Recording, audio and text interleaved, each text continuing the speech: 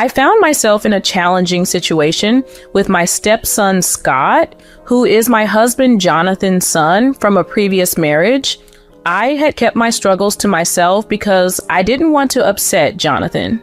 On a particular day, after returning to my hometown, Jonathan was unable to pick me up from the airport due to work commitments, so Scott came instead. However, his response to my gratitude was incredibly harsh. He made it clear he despised sharing any space with me, even going as far as to mockingly suggest that the only way he let me ride in his car was if I bought him a new one, insinuating that I was nothing more than a burden living off his father. As he left me stranded, suggesting I walk home, his taunts filled me with a mixture of anger and determination. My journey with Jonathan began 12 years prior when I moved from the accounting department to sales administration where he worked. We bonded over our shared workplace, and eventually he proposed. Despite the dream-like proposal, I hesitated because Jonathan was a widower and single father to Scott, whom he was raising with help from his parents. I made efforts to connect with Scott, hoping to bridge the gap between us with shared activities, despite his initial coldness. His acceptance of me as a new mom in his life was a turning point, and Jonathan and I married, hopeful for a harmonious life ahead. However, as time went on, challenges emerged. Jonathan asked if I could switch to part-time work to spend more evenings at home, as Scott had been feeling lonely and had even stopped attending school. We tried to understand and support Scott, hoping he'd return to school, and I adjusted my work schedule to accommodate his needs. But Scott's behavior towards me took a negative turn. He criticized the meals I prepared, demanding fresh meals, and dismissing my efforts to accommodate his requests. His demands were unrealistic, considering my work schedule and the time it took to commute. Despite these difficulties, I tried to meet his expectations, sacrificing my own needs in the hope of winning his approval. This journey has been one of trying to navigate the complex dynamics of a blended family, facing unexpected hostility, and striving to find a balance between supporting my stepson and maintaining my well-being. Scott's critiques were a constant presence in my life, challenging everything from the fluffiness of my fried rice to the efficiency of my household chores. He would compare my cooking unfavorably to that of professionals and not miss a beat to remind me that I was living off his father's earnings. Whenever I tried to explain my side, he accused me of making excuses, widening his smug smile as he did so. His complaints extended to every aspect of home maintenance, from a single hair left on the floor after vacuuming to a minor wrinkle in a shirt, always suggesting that I was not putting in enough effort. Despite his constant barrage of complaints, Scott never contributed to the household chores himself. Instead, he followed me around, critiquing my every move. Whenever I remained silent under his scrutiny, he would challenge me to complain to his father, knowing that his behavior changed drastically in front of Jonathan. Scott was a completely different person to Jonathan, hiding his mean-spirited and manipulative nature behind a facade of innocence. Over time, my frustration with Scott's behavior grew, especially as I realized his attitude mirrored that of my in-laws. They had never approved of me, and after a particularly revealing incident during a family dinner, it became clear that Scott's disrespect was not occurring in a vacuum. It seemed he had absorbed not only their disdain for me, but also their belief that he was entitled to criticize and belittle me. The turning point came when I discovered the true reason behind Scott's refusal to attend school. It was not a matter of inability, but a deliberate choice, fueled by his desire to play video games all day. This revelation came to me unexpectedly when I returned home early one day due to illness and overheard a conversation between Scott and a friend. From their talk, it was evident that Scott viewed his home life, and by extension me, as merely convenient for his needs, a means to an end for his gaming obsession. Confronted with the reality of Scott's manipulative behavior and lack of empathy, I decided it was time to address the situation head on. Bursting into his room, I caught him off guard and challenged him to be honest with his father about his actions. The moment was a culmination of all the frustration and realization that had been building up, driven by the hope that bringing these issues to light might finally lead to a change in our troubled household dynamics. Scott's manipulation reached a new level when he threatened to tarnish my reputation with Jonathan by claiming I was cheating on him. He showed me a photo on his phone of me having dinner with a male friend, insinuating it was evidence of an affair. This shocking accusation was a desperate attempt by Scott to maintain control over the situation, but I knew the truth of my loyalty to Jonathan. Despite Scott's threats, I decided it was more important to address the underlying issue of his refusal to attend school and his growing hostility towards me. Scott's behavior towards me had always been challenging, but it escalated after he accused me of infidelity. He oscillated between ignoring me completely and bombarding me with derogatory comments. His insults were deeply hurtful, suggesting that I had married Jonathan only for his money and accusing me of living a life of ease at his expense. Scott's disdain seemed to solidify as he grew older, especially after we moved to a suburban house and he began attending an online high school, followed by sporadic part-time jobs instead of seeking steady employment. Over time, I learned to distance myself from Scott's hostility, focusing instead on maintaining peace in our household. This dynamic continued until Jonathan mentioned that Scott was interested in getting his driver's license, hoping it might encourage him to take on more responsibility. However, this potential step towards independence was quickly undermined by Jonathan's mother, who not only enrolled Scott in driving school without consulting us, but also promised to buy him a car, thereby removing any incentive for Scott to work towards his goals. The situation reached a turning point when I had to attend a friend's wedding in my hometown. With Jonathan unexpectedly held up at work, he arranged for Scott to pick me up from the airport, despite my reservations about being alone with him. This gesture was meant to be an opportunity for Scott to showcase his new driving skills, and despite my apprehension, I decided to give him the benefit of the doubt, hoping for a peaceful interaction. As I waited in the airport lobby for Scott, I reflected on the complex web of dynamics in our family, from Scott's manipulation and hostility to the challenges of blending a family with deep-rooted issues. Despite the difficulties, this moment presented a small glimmer of hope that perhaps there could be a path forward, a chance for reconciliation, or, at the very least, a peaceful car ride home. Feeling a mix of hope and apprehension, I looked forward to the possibility that picking me up from the airport could bridge the gap between Scott and me. However, my optimism was quickly shattered upon meeting him. His disdainful greeting and refusal to let me ride in his car because he found my presence repulsive and feared it would contaminate his prized vehicle left me dumbfounded and deeply hurt. His suggestion that I walk home as a form of exercise, thinly veiled as concern for my well-being, was the final straw. This behavior was beyond unacceptable. It was cruel. Despite the humiliation, I decided to take a taxi home, unwilling to endure a 4-hour walk at night. However, before I could reach the taxi stand, Scott began bombarding me with calls. His persistence, coupled with the fear of worsening our already strained relationship, led me to reluctantly accept his offer to drive me home when he called yet again. Upon arriving home, I was surprised to find not only Jonathan waiting for me, but also a family meeting about to commence with my in-laws present. The atmosphere was charged with tension as Jonathan announced his intention to discuss the evening's events. It was clear from the outset that my in-laws were ready to blame me for the late-night disturbance, questioning Jonathan's decision to marry me and insinuating that I was beneath him both socially and professionally. As the meeting progressed, Scott and my in-laws tried to downplay the situation, suggesting I should have simply walked home. However, Jonathan was not swayed by their attempts to deflect responsibility.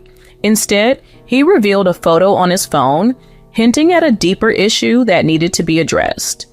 This moment marked a turning point as it became evident that Jonathan was aware of the ongoing disrespect and manipulation from Scott and my in-laws.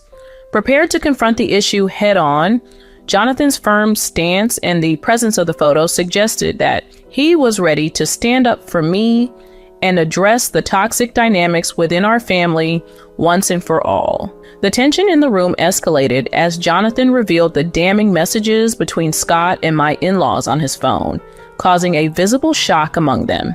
Scott, looking for support from his grandparents, found none as they turned away, leaving him to face the consequences alone. The messages laid bare a covert arrangement.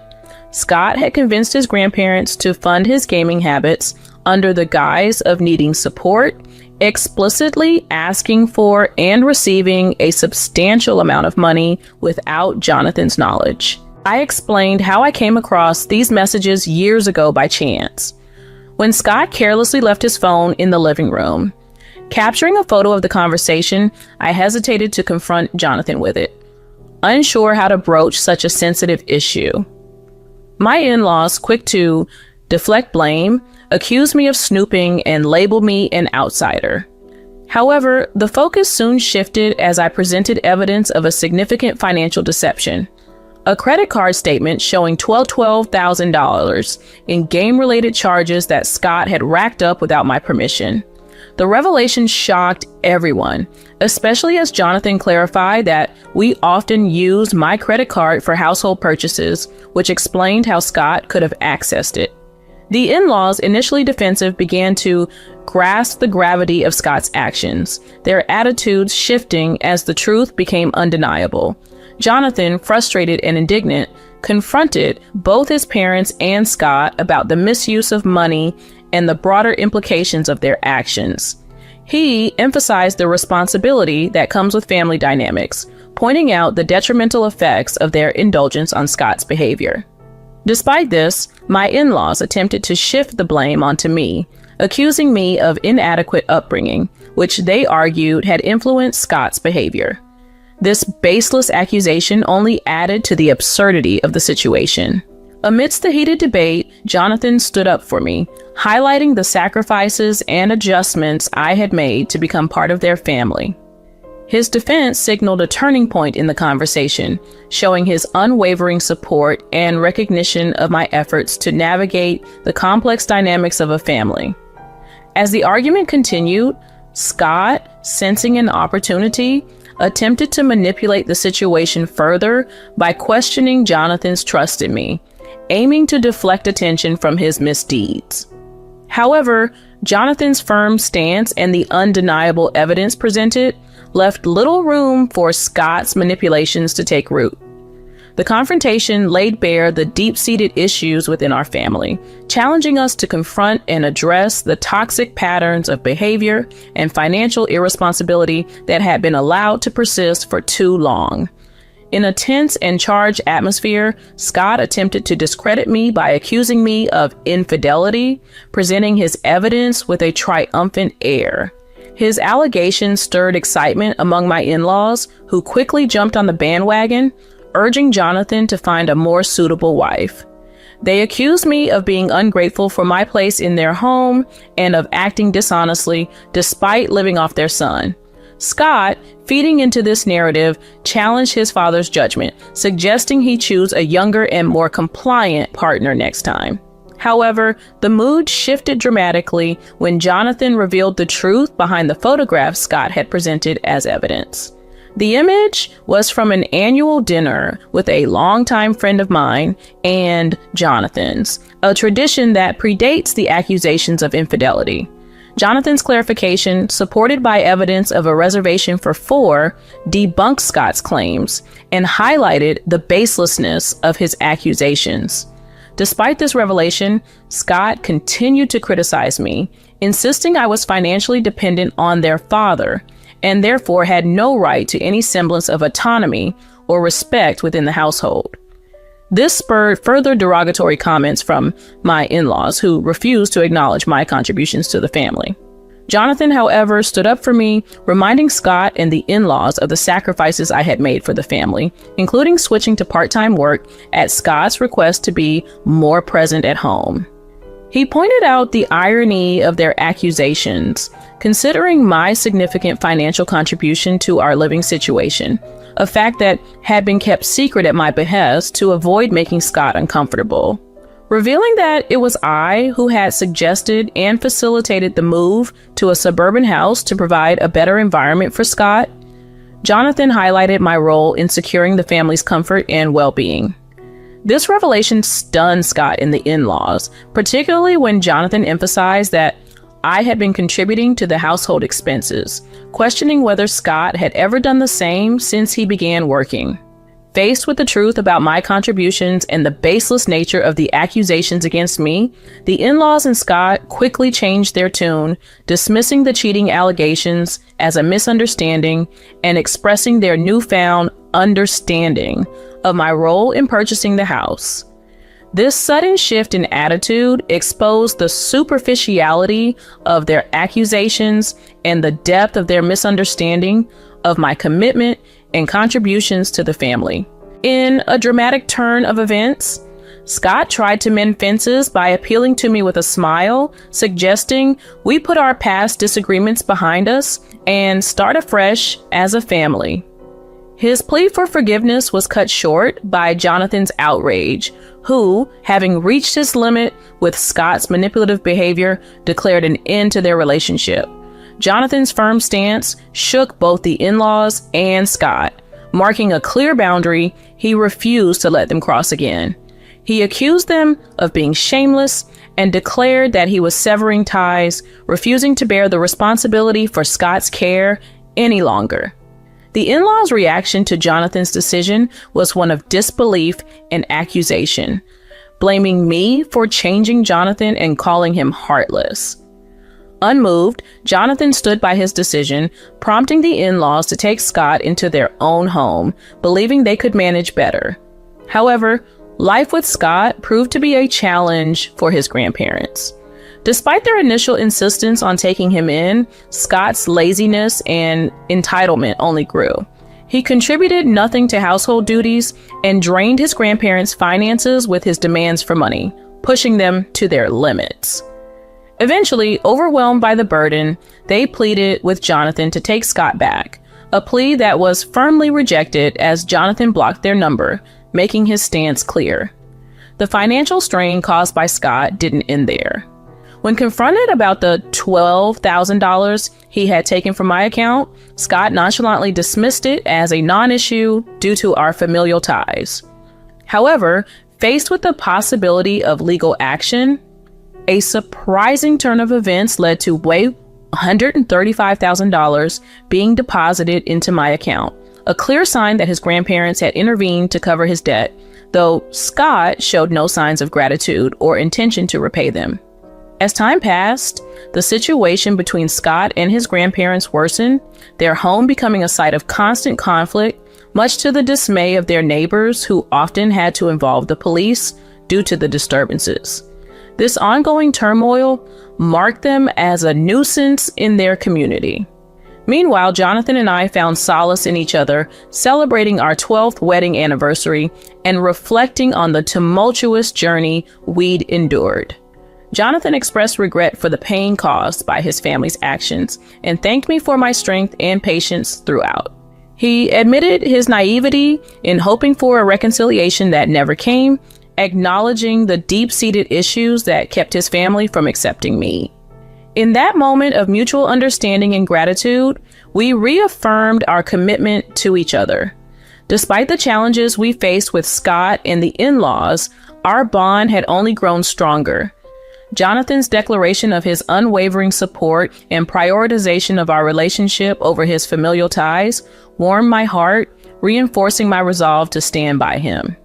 As we look towards the future, I was comforted by the love and respect that defined our marriage, ready to face whatever challenges might come our way together.